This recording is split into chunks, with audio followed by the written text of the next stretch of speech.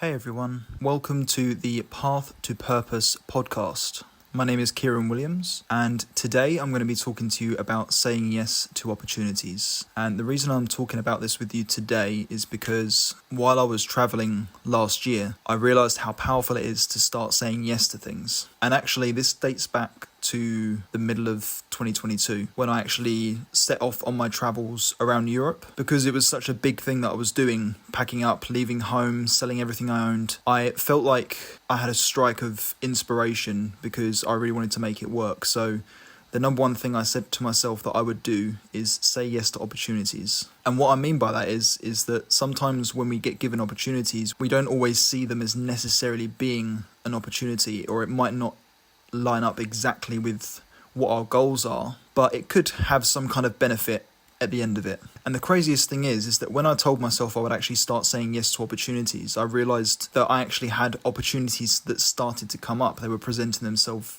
to me. So today I'm actually just going to be sharing 2 examples with you of things that I've actually said yes to that have benefited me now, that have made an impact on my life. And of course, if you enjoy my travel stories, then I would be more than happy to share more stories with you in the future. So my first story is from when I was in Bali, and I spent 5 months on this island in Indonesia. And while I was there, my goal was to just connect with different creators, find work opportunities, and of course, explore the island as well. But one thing I didn't account for was diving into other areas that I'd never even considered. So while I was in Bali, I went about my day as usual and went for breakfast somewhere in a little cafe where I actually met and made a new friend who introduced me to something called breathwork. And at this point, I'd never actually heard of breathwork. I didn't know anything about it.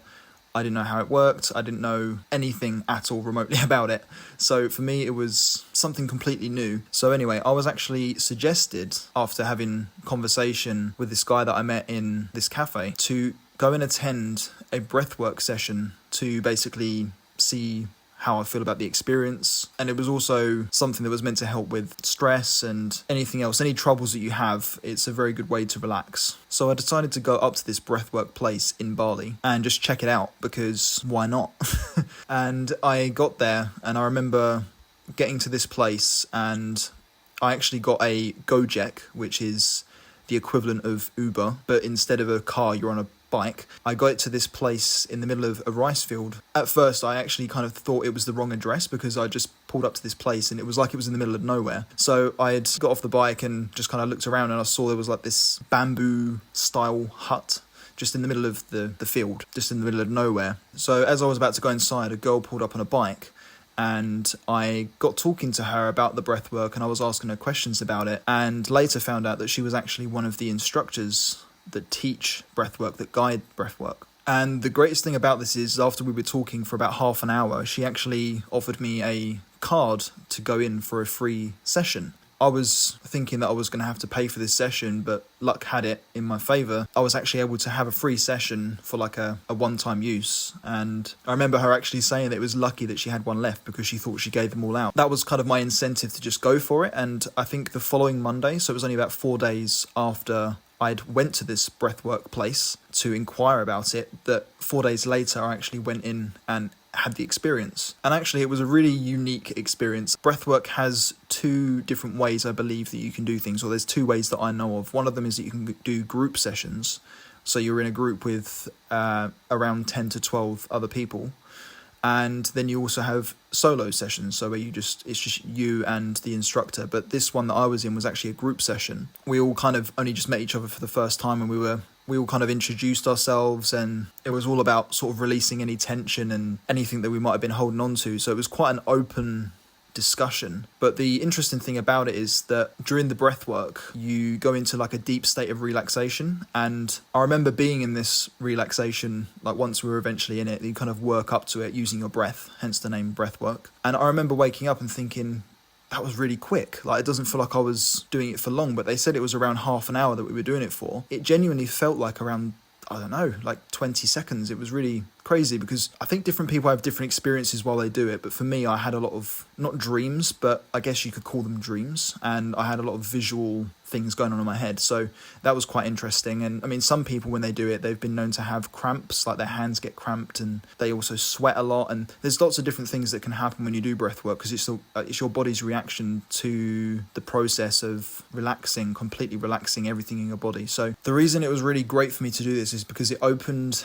up more opportunities for me to connect with other people. And you could say it sounds a little bit woo-woo, as they call it, a little bit out there, but this is 100% the honest truth. After this session, I had reflected back on the dreams that I'd had and decided to write them down, because the things that I saw in the dreams I was curious about because it was so vivid. And the craziest thing is that all the things that I saw in the dream actually came to fruition and happened. I don't know how, I can't explain that part, maybe someone else can explain it, but it was just such a crazy experience. So I'll share with you a little bit now about what it was that I actually experienced. So there was a couple of things that I actually saw in my dreams while I was doing this. The first thing that I saw in my vision was that I was on a beach and there was a girl there with a tattoo on her left bicep area, and it's had the numbers 1111. And of course, you know, when you see something like that, you don't really think too much of it. It, you know, it's there, it's in your vision. So that was the first thing that I'd written down. And the second thing was that I was working on a boat with a photographer that I'd actually already met on the island. So I actually knew who this person was, and I was working with him doing photography. Now, the only part of that didn't come true was the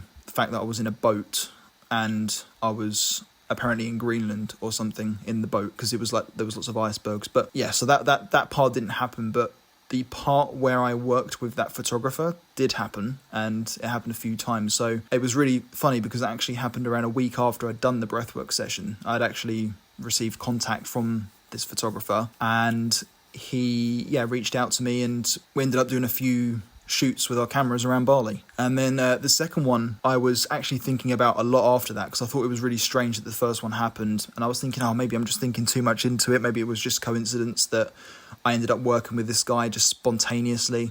But then what happened was, with the one with the tattoo, was one day I was just going about my day as normal. I went for breakfast at one of my usual spots just to get some like smoothie bowl.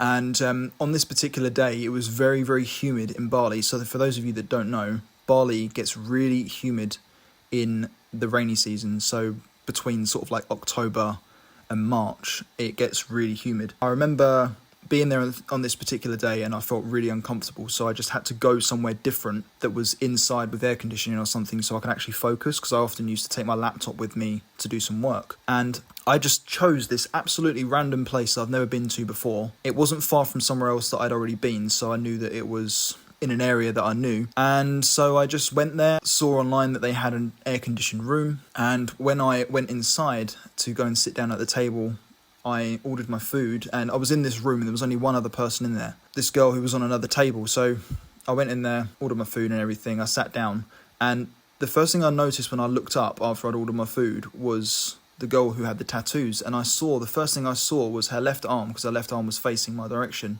and I saw the tattoo that literally said 1111. I wouldn't usually notice, like I didn't know I was going to see this person on this day, but I just kind of sat there for a minute shocked. I felt a bit shocked because it was something that I had seen in my mind that I didn't think was real, but somehow it came into reality. And again, this could be purely a coincidence, but whatever it was just really, really funny because I've never had an experience like that before. So the fact that them two things happened, and they were the only things that happened in my vision, they both somehow manifested, let's say, into reality. So that was just like a really interesting experience for me. And I actually went over and spoke to her.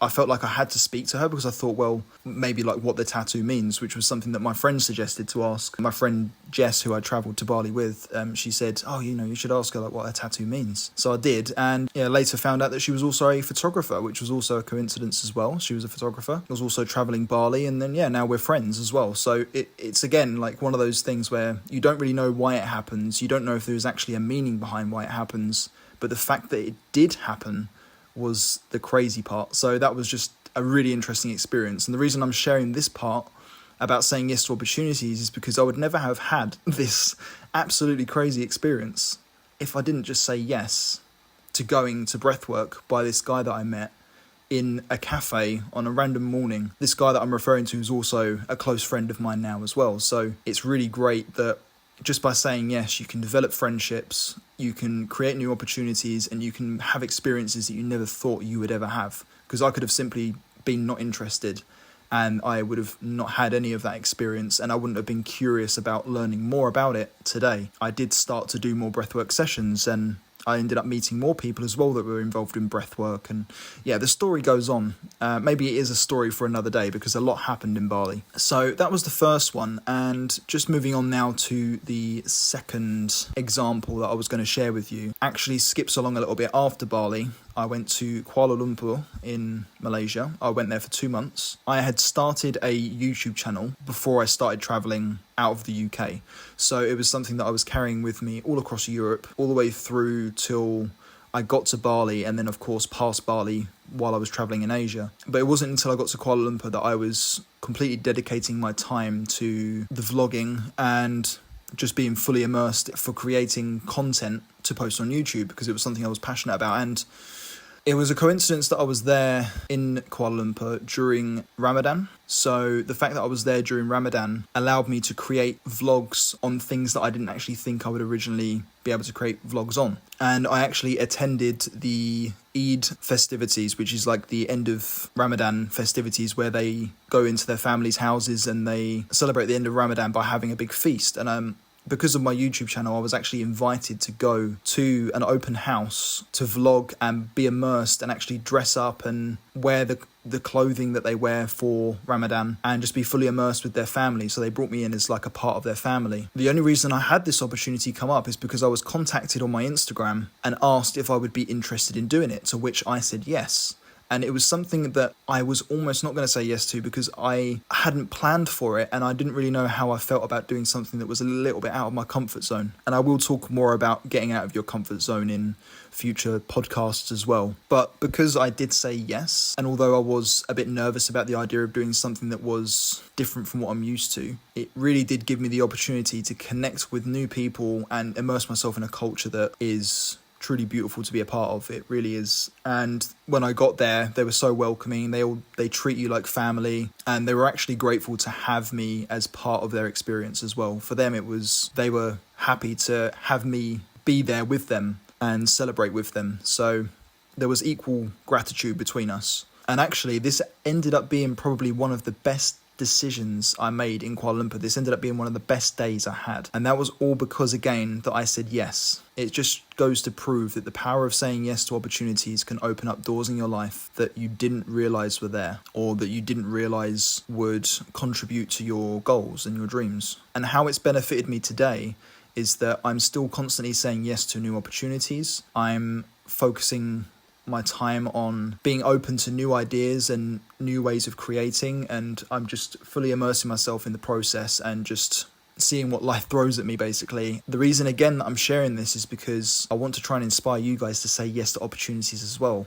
If you find yourself in a situation where maybe you don't say yes to opportunities, or maybe you get offered something that seems great, maybe you're a bit nervous to take that opportunity, it's just finding a way to look past that and realise and think to yourself, how is this going to actually benefit me? Will this contribute to my goals? And if the answer is yes, then it's just about trying to put that fear behind you and just going for it. Once you say yes, it takes away a little bit more of the fear because you've already committed to it. And then once you've committed to it, all you've got to do is go and do the thing.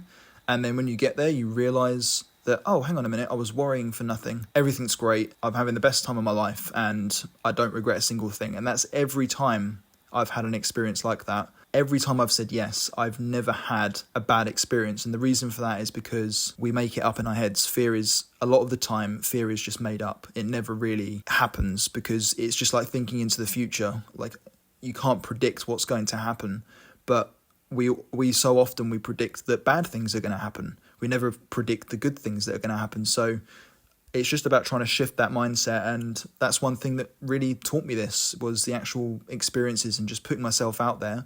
And like anything, it gets easier the more you say yes to things that align with you, the more it's going to help you in the long term. That's just a little bit of a background on 2 experiences that I've had. But if you do want to hear more experiences like this, or if there's anything else that you want to hear, feel free to reach out to me on my Instagram page, which is at Kieran Visuals. And yeah, I mean, hopefully this will inspire you to say yes to new things and to help you keep growing, especially as we're at the beginning of the year now as well. So it's a great time to focus on the things that you really want to do, no matter how big or small they are. Every step is a step in the right direction if you take it, I guess. So with that, I'm going to end the episode here, but I just wanted to thank you all for listening in on today's episode, and stay tuned for new episodes coming every week. So thanks for listening, and I'll catch you all in the next one.